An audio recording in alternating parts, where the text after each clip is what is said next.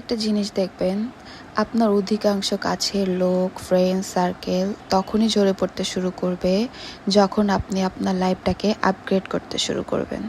তৃষা নামে একটা আপু আছে, তার কথাগুলো আমার বেশ ভালো লেগেছে।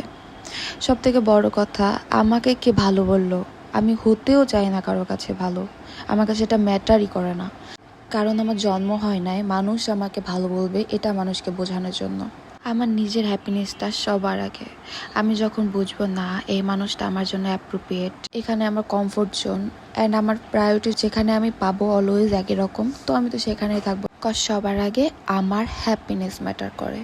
আমি কিচ্ছু ভাবি না কে কি ভাবলো না ভাবলো, ডাজন্ট ম্যাটার। আপনি যখন হ্যাপি থাকবেন কাছের লোকেরাই কিন্তু বেশি জেলাস হবে। লাইফে অনেকের সাথে অনেক কিছুই হয়, অনেক ভুল বুঝাবুঝি, অনেক কিছুই হয়ে থাকে। তো ওগুলা ধরে বসে থাকলে, ওগুলা মনে করে থাকলে লাইফ তো আর চলবে না। তো একে অপরের ভুল বুঝতে পেরে একে অপরকে ক্ষমা করে একসাথে থাকাই শ্রেয়।